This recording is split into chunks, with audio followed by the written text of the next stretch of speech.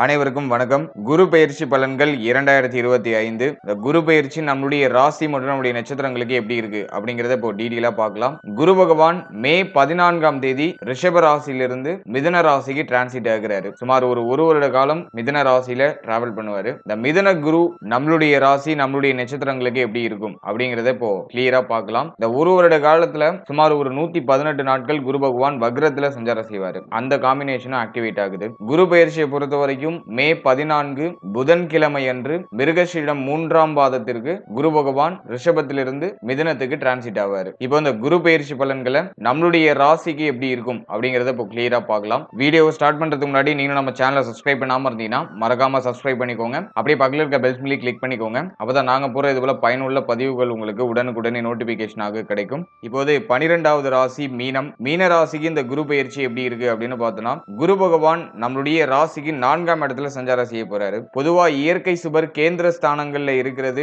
ஒரு விதமான குற்றம். அதாவது இயற்கை சுப கிரகம் 4ஆம் இடத்துல இருக்கும்போது அது கேந்திராதிபதி தோஷம் அப்படிங்கிற ஒரு கான்செப்டுக்குள்ள வரும். அதில் குரு பகவான் நமக்கு 1ஆம் அதிபதி, அதே போல ஜீவனாதிபதி. மிக முக்கியமான பிளானட் நமக்கு குரு தான். அந்த முழு சுபர் போயிட்டு கேந்திர ஸ்தானமான 4ஆம் இடத்துல இருக்கிறது ஒரு மாதிரி குற்றமான பலன்களை ஏற்படுத்துறதுக்கு வாய்ப்புகள் அதிகம். பொதுவாவே குருவுக்கு 4ஆம் இடம் உகந்த இடமா சொல்லப்படல. கோச்சார ரீதியா பார்க்கும் போதும் 4ஆம் இடம் உகந்த இடமாக சொல்லப்படல. இருப்பினும் குரு பகவான் நமக்கு 1ஆம் அதிபதி 10ஆம் அதிபதி அப்படிங்கிற ரோலை பிளே பண்றதுனால அவர் 4ஆம் இடத்துல போய் கேந்திரம் ஏறி சஞ்சாரம் செய்யறதுனால இந்த காம்பினேஷன் நிச்சயமா நமக்கு கூடவே நற்பலன்களையும் அதிகப்படியாக கொடுக்கும். எனவே இந்த குரு பயிற்சி நமக்கு பிளஸ் ஆர் மைனஸ் கேட்டகரியில தான் வேலை செய்ய போகுது. பாசிட்டிவான சைடு என்ன, நெகட்டிவான சைடு என்ன, எதுல எல்லாம் நம்ம கவனமா இருக்கணும், எதெல்லாம் நமக்கு ரொம்ப ஃபேவரா இருக்கு அப்படிங்கறத இந்த பதிவுல ரொம்ப கிளியரா பார்க்கலாம். முதலாவதா பாசிட்டிவான சைடை பத்தி பார்த்தோம்னாக்கா, ஜீவனாதிபதி 4ஆம் இடத்துல இருக்கிறதுனால தொழில் உத்தியோகம் சார்ந்த விஷயங்கள்ல நல்ல வளர்ச்சி நல்ல மாற்றம் அப்படிங்கிறது இருக்கும். நிறைய பேர் உத்தியோகத்துல சம்பள உயர்வு பதவி உயர்வு இதெல்லாம் நிச்சயமா எதிர்பார்க்கலாம். அது ரொம்ப சாதக போக்க காட்டுது. தொழில் ரீதியா தொய்வு நிலையில இருந்த அந்த விஷயங்கள் எல்லாமே இப்போ நிவர்த்தியாக ஆரம்பிக்கும். தொழில் ரீதியா நல்ல முன்னேற்றமும் நல்ல மாற்றமும் இந்த காலகட்டங்களில் நிச்சயமா இருக்கும். ஏன்னா குரு பகவான் 4ஆம் இடத்துல இருந்து தன்னுடைய சப்தம பார்வையை ஜீவனஸ்தானத்துல செலுத்துவார். ஆகவே தொழில் உத்தியோகம் சார்ந்த வகையில இருந்த குழப்பம் கவலை வருத்தம் அதெல்லாம் நிவர்த்தியாகும். உத்தியோகம் இல்லாதவர்களுக்கு இந்த காலகட்டங்களில் நிச்சயமா உத்தியோக வாய்ப்பு கிடைச்சிடும். தொழில் தொடங்கணுங்கிற எண்ணம் நிறைய பேருக்கு வர ஆரம்பிக்கும். ஏதாச்சும் ஒரு சின்ன லெவல்லையாச்சும் இன்வெஸ்ட்மெண்ட் பண்ணி பார்ப்பாங்க. என்னை பொறுத்த வரைக்கும் ஜென்ம சனி நடந்துகிட்டு இருக்கு. 4ஆம் இடத்துல குருவுடைய சஞ்சாரம். அதே மே மாதத்துல 18ஆம் தேதிக்கு மேல பார்த்தோம்னா ராகு 12ஆம் இடத்துக்கு வந்துருவாரு. அதுலயும் குரு விரயஸ்தானத்தையும் பார்ப்பாரு. இந்த காம்பினேஷன்லாம் ஆக்டிவேட் ஆகுறதுனால எதுலயும் அகலக்கால் வைக்காம கொஞ்சம் நியூட்ரலா சேஃப்டியா டிராவல் பண்றது முயற்சி பண்ணணும். முக்கியமா பொருளாதாரம் சார்ந்த விஷயங்கள்ல கொஞ்சம் எக்ஸ்ட்ரா கேரிங் அப்படிங்கிறது நிச்சயமா இருக்கணும். எந்த ஒரு அமௌண்ட்டையும் பல்கா போய் இன்வெஸ்ட் பண்ணி எதுலயும் மாட்டிக்க கூடாது. பெரிய கமிட்மெண்ட்ல போய் சிக்கிக்க கூடாது. சோ அதுல நம்ம கொஞ்சம் கேர்ஃபுல்லா இருக்கணும். ஆல்ரெடி இருக்கிற ஒரு பிசினஸ், ஆல்ரெடி பண்ணிட்டு இருக்க ஒரு உத்தியோகம், இதெல்லாம் ஒரு வளர்ச்சியை நோக்கிய ஒரு பயணத்துல இருக்கும். புதுசா ஒரு விஷயத்தை ட்ரை பண்றீங்க, புதுசா ஒரு மாற்றம் பண்றீங்க அப்படின்னா கொஞ்சம் யோசிச்சு நிதானமா பண்றது நல்லது. மற்றபடி ஆல்ரெடி இருக்கிற விஷயங்களை ரொம்ப சூப்பரா நம்ம அதை பராமரிச்சு அடுத்த லெவலுக்கு எடுத்துட்டு போகலாம். அதுக்கு ரொம்ப ஃபேவரா இருக்கு இந்த காலகட்டம். ஆகவே தொழில் உத்தியோகம், உத்தியோகத்துல இருந்த குழப்பம், தொழில இருந்த குழப்பம் அதெல்லாம் சிறப்பான முறையில நிவர்த்தியாகி ஒரு நல்ல மாற்றமும் ஒரு நல்ல நிறைவையும் இந்த காலகட்டம் நிச்சயமா நமக்கு கொடுக்கும். அடுத்து குரு பார்வை 10ஆம் இடத்துல பதிகிறதுனால நிறைய தர்ம காரியங்கள் செய்யறதுக்கான வாய்ப்புகள் கிடைக்கும். நிறைய புண்ணிய காரியங்கள் செய்யறதுக்கான முயற்சிகள்ல இறங்குவீங்க. சோ அதுக்கு ரொம்ப ஃபேவரா இருக்கு. ரொம்ப பிரசித்தி பெற்ற ஸ்தலங்களுக்கு போயிட்டு வருது, அந்த ஸ்தலங்கள்ல போயிட்டு அன்னதானம் பண்றது, கோவில் பணிகளை மேற்கொள்றது அதுக்கெல்லாம் ரொம்ப நல்லா இருக்கு. சோ அதெல்லாம் ஒரு சிலர் மேற்கொள்வீங்க. அடுத்தது குருவுடைய பார்வை பார்த்தோம்னா அஷ்டமஸ்தானத்துல இருக்கு. அஷ்டமஸ்தானத்தை குரு பகவான் பார்க்கும்போது இந்த உடல் ஆரோக்கிய ரீதியா ஏதாச்சும் ட்ரபிளை ஏற்படுத்தி அதுக்கு ஒரு நிவர்த்தியை கொடுப்பாரு. நான் ஹெல்த் சம்பந்தமான விஷயங்களை நான் பிற்பகுதியில் சொல்றேன். அஷ்டமஸ்தானத்துல குரு பார்வை இருக்கிறதுனால உடல் ஆரோக்கிய ரீதியா என்ன பிரச்சனை வந்தாலும் அது உடனே நிவர்த்தி ஆகும். அதுக்கான சொல்யூஷன் டக்கு டக்குன்னு நமக்கு கிடைச்சிடும். சோ அது நமக்கு இருக்கிற ஒரு பெரிய பாசிட்டிவான விஷயம். அடுத்து ஏதாச்சும் வம்பு வழக்கு பிரச்சனை ஏதாச்சும் இருக்குனாக்கா அந்த பிரச்சனைகள்லாம் இப்ப குறைய ஆரம்பிக்கும். அந்த வழக்குல நமக்கு சாதகமான போக்க நம்ம நிச்சயமா எதிர்பார்க்கலாம். அதே போல குரு பார்வை அஷ்டமத்துல இருக்கிறதுனால ஒரு சிலருக்கு திடீர் பண வரவு இருக்கும், திடீர் மாற்றங்கள் இருக்கும். அது பாசிட்டிவான ஒரு சைடா இருக்கும். அந்த திடீர் மாற்றம், திடீர் முன்னேற்றம், திடீர் பண வரவு இதெல்லாம் வந்துட்டு நமக்கு பாசிட்டிவான சைடை கிரியேட் பண்ணும். அடுத்து விரயஸ்தானத்துல குரு பார்வை இருக்கிறதுனால நிறைய சுப விரய செலவுகள் இந்த காலகட்டங்களில் நிச்சயமா இருக்கும். முக்கியமான விரய செலவுகள் செய்யறதுக்கான ஒரு காலகட்டம். நிறைய பேர் இந்த வீடு கட்டுறது, வீடு சம்பந்தமான விஷயங்களை செலவு செய்யறது, வண்டி வாகனம் வாங்குறது சார்ந்த வகையில செலவு செய்யறது, மனை வாங்குறது சம்பந்தமான விஷயங்களை செலவு செய்யறது, அடுத்து ஃபேமிலியில யாருக்காச்சும் சுப காரியங்கள் செய்யறது சார்ந்த வகையில சுப விரய செலவு செய்யறது. இப்படி விரயஸ்தானத்துல குரு பார்வை பதியும் போது நிறைய சுப விரய செலவுகள் அப்படிங்கிறது ஒண்ணு மாத்தி ஒண்ணு வந்துகிட்டே இருக்கும். ராகு ராகு அந்த விரயஸ்தானத்துல மே 18க்கு மேல தன்னுடைய சஞ்சாரத்தை தொடருவாரு. எனவே கையில சுத்தமா பணம் நிக்காது. ஆகவே கையில இருக்கிற பணத்தை ஒரு நல்ல விஷயங்களை இன்வெஸ்ட் பண்ணி வச்சிருக்கிறது நல்லது. ராகு விரயத்துக்கு வந்தா தேவையில்லாத தண்ட விரய செலவு, ஹெல்த் சம்பந்தமான விரய செலவு, இப்படி சம்பந்தம் இல்லாத விஷயங்கள் இழுத்து விடுவாரு. ஆகவே கையில ஒரு பொருளாதாரம் இருக்கு, இல்ல பல்கா ஏதாச்சும் அமௌண்ட் கிடைக்குதுன்னா அதை ஏதாச்சும் ஒரு நல்ல விஷயங்களை இன்வெஸ்ட் பண்ணிடுறது நல்லது. வீடு கட்டலாம், இடம் வாங்கலாம், அப்படின்னா தங்க அணிகலன்கள் வாங்கலாம். ஏதோ ஒரு விஷயத்துல சேஃப்டியான விஷயங்களை இன்வெஸ்ட் பண்ணிக்கிறது நல்லது. சோ இதெல்லாம் நமக்கு இந்த குரு பயிற்சியில இருக்கிற ஒரு பாசிட்டிவான விஷயம். அடுத்து நெகட்டிவ் சைடு என்ன, இதுல நம்ம கவனமா இருக்கணும் அப்படின்னு பார்த்தோம்னா, குரு 4ஆம் இடத்துக்கு வரும்போது அதிகப்படியான சிந்தனையை கொடுத்துரும். நிறைய சிந்தனை, மைண்ட் கண்ட்ரோல்டா இருக்காது, பலவிதமான சிந்தனைகள் மைண்ட்ல ஓடிக்கிட்டே இருக்கும். ஆகவே சிந்தனைகளை குறைச்சி நியூட்ரலைஸா நம்ம டிராவல் பண்றது நல்லது. எதையும் மனதுக்குள்ள அதிகமா ஏத்திக்க கூடாது, எதையும் மனதுக்குள்ள போட்டு அதிகமா குழப்பிக்க கூடாது, ரொம்ப யோசிக்க கூடாது. சோ அதை நம்ம கொஞ்சம் லிமிடேஷன் பண்ணிக்கிறது நல்லது. நல்லா மெடிடேஷன் பண்ணுங்க, அது இந்த நேரத்துல உங்களுக்கு இருக்கிற ஒரு பெஸ்ட் ரெமடியா இருக்கும். ஒரு 10 நிமிஷம் கண்ண மூடி அமைதியா உட்கார்ந்துருங்க. ஏன்னா அந்த நேரத்துல அதிகமான சிந்தனை வரும், அதிகமான கவலை வரும், ரொம்ப யோசிச்சு யோசிச்சு நம்மள நாமளே வருத்திப்போம். அப்படிப்பட்ட ஒரு காலகட்டம் தான். ஆகவே மன ரீதியா எந்த தாக்கமும் இல்லாம உங்களை நீங்க பராமரிச்சுக்கிறது நல்லது. அதை பராமரிச்சாலே அது பெரிய ஒரு புண்ணியம் தான். அதிகமான சிந்தனை எது மேல இருக்குனாக்கா, சுகஸ்தானத்துல குரு சஞ்சாரம் செய்யறதுனால தாய் சம்பந்தமான சிந்தனைகள் அதிகமா இருக்கும். தாயாருடைய உடல் ஆரோக்கியமா இருக்கலாம், அவருடைய உறவு நிலை சார்ந்த விஷயங்களா இருக்கலாம், ஏதோ ஒரு ரூபத்துல தாய் சம்பந்தமான சிந்தனை தலை தூக்கின்னு இருக்கும். அடுத்தது மாணவ மாணவிகளுக்கு கல்வி சார்ந்த பயம், கல்வி சார்ந்த எண்ணம், கல்வி சார்ந்த கவலை, அது சம்பந்தமா நிறைய சிந்தனைகள் இருக்கும். அடுத்தது உடல் ஆரோக்கியம் சார்ந்த கவலை, உடல் ஆரோக்கியம் சார்ந்த சிந்தனை, அது தலை தூக்கின்னு இருக்கும். ஆகவே இதுல நம்ம கொஞ்சம் கவனமா இருக்கணும். அடுத்து 4ஆம் இடத்துல குரு வந்துட்டா மேஜரா பாதிக்கிற ஒரு பார்ட் எதுனா உடல் ஆரோக்கியம் சார்ந்த விஷயம் தான். அதுலயும் ஜென்ம சனி நடந்துட்டு இருக்கு. 4ஆம் இடத்துக்கு குரு இது வந்து தேவையில்லாத பயத்தையும் தேவையில்லாத கவலையும் கொடுத்து அதை ஹெல்த் இஷ்யூவா கன்வெர்ட் பண்ணி விட்டுரும். அவை உடல் ஆரோக்கியத்துல மேஜரா நம்ம கவனம் செலுத்திக்கிறது நல்லது. சுகஸ்தானத்துல குருவுடைய ஆக்டிவேஷன் இருக்கும்போது நிறைய அலைச்சல் இருக்கும். ஒரு இடத்துல நம்ம ஃப்ரீயா இருக்க முடியாது, ஒரு இடத்துல இன்னொரு டிராவல் பண்ணிக்கிட்டே இருக்கிற ஒரு கட்டாயம் இருக்கும். அதிகமா அந்த வண்டி பயணங்கள் அதிகமா நம்ம இந்த காலகட்டங்கள்ல தொடருவோம். அதுவே ஒரு மாதிரி நமக்கு பிரஷரா இருக்கும். ஏதோ ஒரு கேப்பே இல்லாத, ஒரு ஃப்ரீயே இல்லாத ஒரு டைம் பீரியட் மாதிரி நமக்கு தோணும். அது மட்டும் இல்லாம தொழில் உத்தியோகத்துல நிறைய ஆதிக்கம் செலுத்த ஆரம்பிச்சிருவோம். அதுல ரொம்ப மும்முரமா இறங்க ஆரம்பிச்சிருவோம். ஏதோ ஒரு காரணத்துக்காக தொழில் உத்தியோகத்தை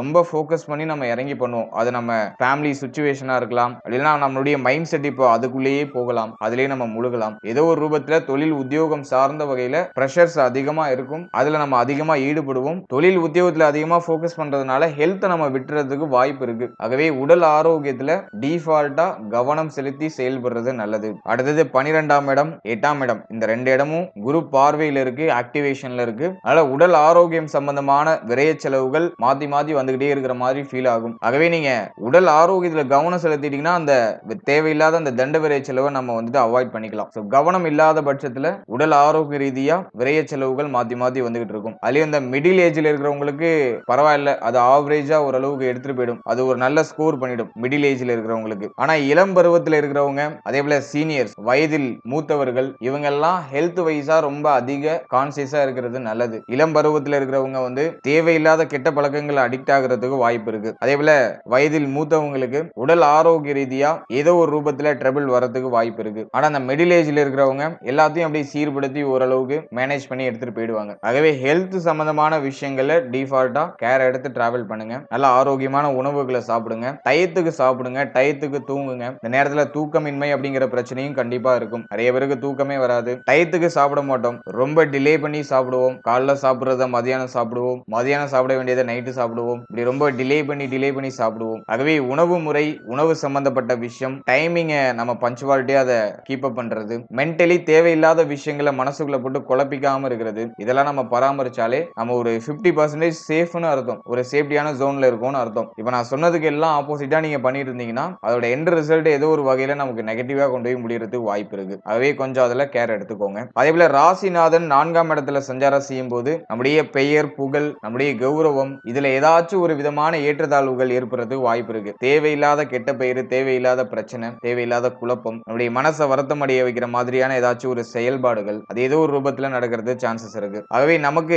சம்பந்தம் இல்லாத விஷயங்களை தலையிடாம நாம உண்டு நம்ம வேலை உண்டு நம்ம மட்டும் டிராவல் பண்ணிட்டு இருக்கிறது நல்லது. அதுலயும் ஜென்ம சனி நடக்கிறதுனால நாம எவ்வளவுதான் கரெக்டா போனாலும் நம்மளை சுத்தி இருக்கிறவங்க நம்மள தேவையில்லாத விஷயங்களை இழுத்து விட்டு நம்ம பண்ணாத தப்புக்கு நம்மள தண்டனை அனுபவிக்கிற மாதிரி செஞ்சிருவாங்க. ஆகவே நம்மளை சுத்தி இருக்கிறவங்க சார்ந்த விஷயத்திலயும் நம்ம கொஞ்சம் கவனமா இருக்கணும். முக்கியமா இந்த நண்பர்கள் சார்ந்த விஷயங்கள்ல கொஞ்சம் எக்ஸ்ட்ரா கேர் எடுத்து கவனமா இருக்கிறது நல்லது. நீங்க யார நண்பரா சூஸ் பண்றீங்க, இந்த நேரத்துல நிறைய புது நண்பர்களுடைய பழக்கவழக்கங்கள் ஏற்படும். முக்கியமா சனி ஜென்மத்துக்கு மாறினதுக்கு அப்புறம் சனியுடைய பார்வை 7ஆம் இடத்துல இருக்கும். தீய குணாதிசயங்கள் கொண்ட நண்பர்கள் அதிகமா நண்பர்களா நமக்கு வரத்துக்கு வாய்ப்புகள் அதிகம். ஆகவே நண்பர்களை சூஸ் பண்ணும்போது கொஞ்சம் பார்த்து கவனமா நம்ம சூஸ் பண்ணணும். நம்ம கூட இருக்கிறவங்க யாரு என்னன்னு நம்ம தெளிவா அவங்கள புரிஞ்சுக்கணும். நம்ம கிட்ட இருக்கிற சீக்கிரட்டை அவங்க கிட்ட வெளிப்படுத்தக்கூடாது. இந்த நேரத்துல நம்ம நாக்காக்க வேண்டும். யாரை நம்பியும் எந்த விஷயத்தையும் சொல்லக்கூடாது. யாரை நம்பியும் எந்த விஷயத்திலையும் கண்மூடித்தனமா இறங்கக்கூடாது. இதை மட்டும் நம்ம சரியா கடைபிடிச்சாலே போதும். ஓவரால் அந்த குரு பயிற்சியை பொறுத்த வரைக்கும் மீன ராசிக்கு ஒரு ஆவரேஜான பலன்கள் தான். ரொம்ப நெகட்டிவ்னு சொல்ல முடியல, ரொம்ப பாசிட்டிவ்னு சொல்ல முடியல.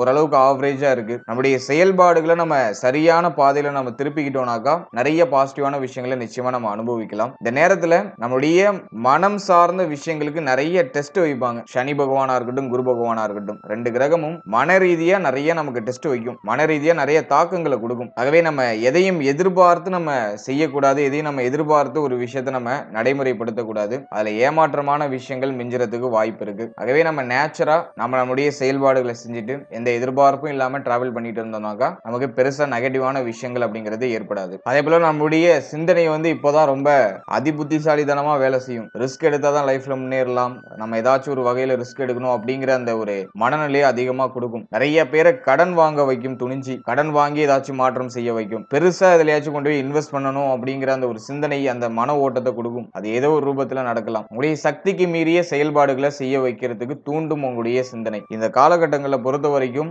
ரிஸ்க் வெறும் 20% மட்டும்தான் இருக்கணும். மத்த 80% பாத்தீங்கன்னா சேஃப்டி தான் இருக்கணும். வெறும் 20% ரிஸ்க் எடுக்கணும், 80% நீங்க சேஃப்டியான ரிஸ்கா அதை பார்த்து எடுக்கணும். ரிஸ்க் எவ்வளவு இருக்கு அப்படிங்கறத நீங்க அனலைஸ் பண்றதுக்கு முன்னாடி சேஃப்டி எவ்வளவு இருக்கு அப்படிங்கறத நீங்க ஃபர்ஸ்ட் அனலைஸ் பண்ணிடணும். சோ அதுல நீங்க கொஞ்சம் கவனமா இருக்கணும். இது எந்த விஷயமா இருந்தாலும் சரி, உடைய தொழில், உத்தியோகம், நீங்க ஏதாச்சும் ஒரு மாற்றம் பண்ணணும்னு நினைக்கிறீங்க, அந்த மாற்றம் சார்ந்த விஷயமா இருக்கலாம். அடுத்தது மாணவ மாணவிகள் கல்வி சார்ந்த விஷயங்கள், அதுல ஏதாச்சும் நீங்க பண்ணணும்னு நினைக்கிறீங்க, சோ அது சார்ந்த விஷயங்களா இருக்கலாம். இப்படி A to Z எதா இருந்தாலுமே சரி, ரிஸ்க் வெறும் 20% மட்டும்தான் இருக்கணும். சேஃப்டி அப்படிங்கிறது 80% இருக்கணும். சோ அப்படி இருக்கிற மாதிரி அந்த காம்பினேஷன்ல இருக்கிற மாதிரி பாத்துட்டீங்கன்னா பாதிப்புகள் பெருசா இருக்காது. நெகட்டிவான விஷயங்கள் நடந்தாலும் அதை நம்ம எளிமையா கடந்து வந்துடலாம். அதுலயும் குருவுடைய ராசி மீனம். எந்த ஒரு விஷயத்தையும் நுணுக்கமா கையாண்டு இந்த நெகட்டிவ் கூட பாசிட்டிவா மாத்துற அந்த ஒரு தன்மை இந்த மீன ராசிக்கு இயற்கையாகவே உண்டு. ஆகவே நான் மேஜரா என்ன சொல்றேன்னா, மீன ராசியை பொறுத்த வரைக்கும் உங்களுடைய உடல், மனம், சிந்தனை இதை மட்டும் ஒருநிலைப்படுத்துங்க போதும். மற்ற விஷயங்கள்லாம் நீங்க எளிமையா கடந்து வந்துடலாம். மற்ற விஷயங்கள்லாம் ஈஸியா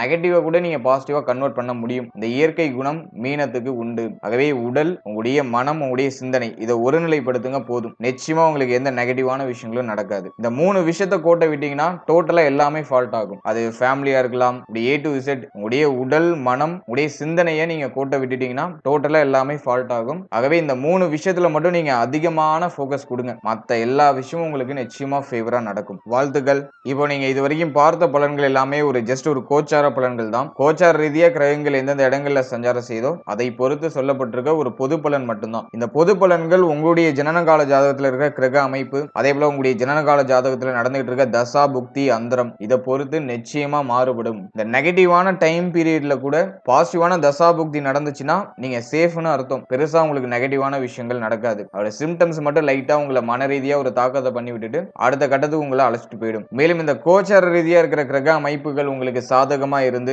தசா புக்தி அன்ஃபேவரா இருந்துச்சுன்னா அது பெருசா யூஸ் இல்ல அப்படிங்கிற ஒரு கான்செப்டுக்குள்ள வந்துடும். அதே போல தசா புக்தியும் ஃபேவரா இருந்து கோச்சாரமும் நல்லா இருந்துச்சுன்னா ரொம்ப கிரேட்டான டைம் பீரியட். மேலும் இந்த தசா புக்தியும் கோச்சாரமும் வீக்கா இருக்கு அப்படிங்கிற பட்சத்துல நம்ம கூடுதல் கவனம், கூடுதல் விழிப்புணர்வோட இருக்கணும். எனவே உங்களுடைய தசாநாதன், உங்களுடைய புக்திநாதன், உங்களுடைய அந்தரநாதன் இதை பொறுத்து இந்த கோச்சார பலன்களுடைய தாக்கம் உங்களுக்கு எந்த அளவுக்கு இருக்கும், எந்த அளவுக்கு அதிகமா இருக்கும், எந்த அளவுக்கு குறைவா இருக்கும், எந்த அளவுக்கு பாசிட்டிவா இருக்கும், எந்த அளவுக்கு நெகட்டிவா இருக்கும் அப்படிங்கிற ஒரு கான்செப்ட் நிர்ணயிக்கப்படும். ஆகவே வெறுமனே நீங்க வெறும் கோச்சார பலன்களை மட்டும் பார்த்துட்டு எந்த ஒரு தீர்மானத்துக்கும் நம்ம வரக்கூடாது. நீங்க ரொம்ப முக்கியமான சேஞ்சஸ் பண்ண போறீங்க, குறிப்பா ஏதாச்சும் பிசினஸ் ஸ்டார்ட் பண்ணலாம்னு இருக்கீங்க, அப்படி இல்ல இந்த திருமண முயற்சி, திருமணம் சார்ந்த விஷயம் ரொம்ப முக்கியமான ஒரு கட்டத்துல நீங்க அடியெடுத்து வைக்க போறீங்கன்னா உங்களுடைய பர்சனல் சார்ட்டை உங்களுடைய குடும்ப ஜோதிடத்தை கொடுத்து தசா புக்தி அந்தரம் உங்களுக்கு ஃபேவரா இருக்கா, இந்த காலகட்டங்கள்ல நம்ம செய்யலாமா செய்யக்கூடாதா அப்படிங்கிற ஒரு கிளாரிபிகேஷன் பண்ணிக்கிறது நல்லது. அதே ரொம்ப முக்கியமா இன்வெஸ்ட்மெண்ட், பொருளாதார ரீதியா ஏதாச்சும் ஹைப்பா நீங்க ஏதாச்சும் பண்ண போறீங்க, ஹை இன்வெஸ்ட்மெண்ட் பண்ண போறீங்க அப்படிங்கிற பட்சத்துல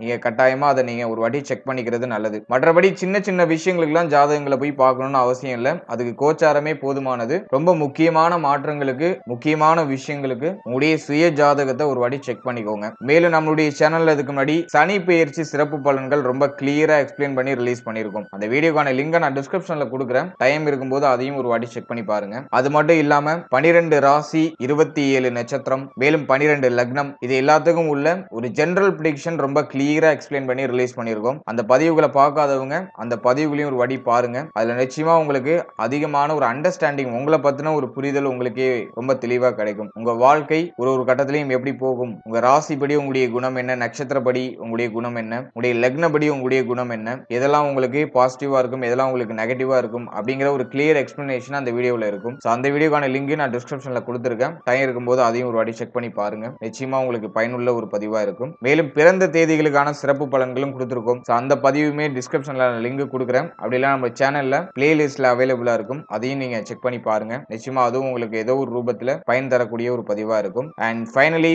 very limited time. So be cool, stay happy, stay healthy and enjoy. வாழ்த்துக்கள்.